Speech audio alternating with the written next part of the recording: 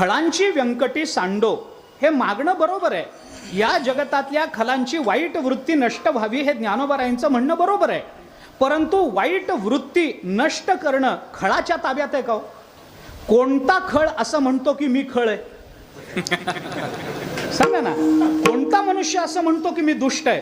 अहो, आपल्याकडे असणाऱ्या अवगुणांना सुद्धा गुण म्हणून बघण्याची माणसाची जी नैतिक कुदृष्टी आहे ना, तेच त्याच्या अधपतनाचं मुख्य कारण आहे। विठ्ठला विठ्ठल याच्यातलं एकही मागणं सोपं नाही आहे। कोणताही दुष्ट पुरुष मी दुष्ट आहे असं कबूल करत नसतो। एक वेळ सज्जन म्हणेल मी दुष्ट आहे म्हणून, पण दुष्ट कधी असं म्हणत नाही की मी दुष्ट आहे म्हणून। उलट तो सज्जनतेचा आव आणूनच समाजामध्ये मिरवत असतो। त्याला आपला दुष्टपणा कळत नसतो, कळला तरी दाखवायचा नसतो, दाखवला तरी त्याचा फायदा करून घ्यायचा असतो। आता राजकारण बघा की हेच आहे की नाही सगळं। एकतर दुष्टपणा व्यक्त मानायचाच नाही, मानला तर तो दाखवायचा नाही, दाखवला तर त्याचा फायदा करून घ्यायचा।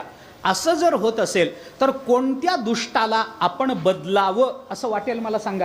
जोपर्यंत आपल्या ठिकाणी असणाऱ्या अवगुणाची आपल्याला यथार्थ जाणीव होत नाही, तोपर्यंत त्या अवगुणाला बदलून टाकणारा सद्गुण आपल्या ठिकाणी यावा याच्याकरता कोण प्रयत्न करेल सांगा ना? कोणी प्रयत्न करू शकत नाही। मग याच्याकरता काय, जे खळांची व्यंकटी सांडो हे मागणं बरोबर आहे, पण हे सहज आहे का, हे सोपं आहे का याचा विचार करा। याच्यात काही सोपं नाही। या 6च्या 6 मागण्या अवघड आहेत। आपण जर या 6ही मागण्यांचा तशा अर्थाने विचार करत राहिलो तर आपला सगळा वेळ त्याच्यामध्ये जाईल। तया सत्कर्मी रती वाढो, सोपं आहे का? सत्कर्म करतो मनुष्य, पण जबरदस्तीनं करतो, भीतीनं करतो, नाईलाज म्हणून करतो, पण स्वाभाविकतेनं सत्कर्म करावं अशी प्रवृत्ती माणसाच्या ठिकाणी सहसा उत्पन्न होत नसते। अगदी सोप्या भाषेत मी आपल्याला सांगू का, शिक्षा होईल म्हणून चोरी न करणारे जास्त आहेत। मला काय म्हणायचं आपल्या लक्षात आलं का? शिक्षा होईल या भीतीनं ते चोरी करत नाहीत। जर चोरीचा कायदा काढून घेतला तर कोण सावय हा प्रश्नच राहील, आहे की नाही?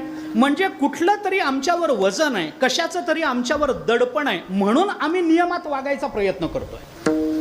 हे व्यवहारात झालं। परमार्थाच्या दृष्टीने पाप केलं तर नरकात पडू म्हणून नाईलाजानं पुण्य करतात।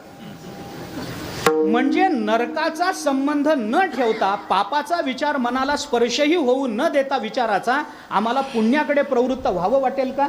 तर एकदम व्हावं वाटत नाही। सत्कर्मी कुणाची रती वाढते? जबरदस्तीनं काहीतरी करतील माणसं, दानधर्म करत नाहीत असं नाही, पण काहीतरी त्याला निमित्त असावं लागतं, त्याला काहीतरी हेतू असावा लागतो। कुणीतरी ज्योतिषानं सांगावं लागतं की याचा परिहार करण्याकरता, या दोषाचा परिहार करण्याकरता 10 गायी दान करा, मग नाईलाज म्हणून त्याचं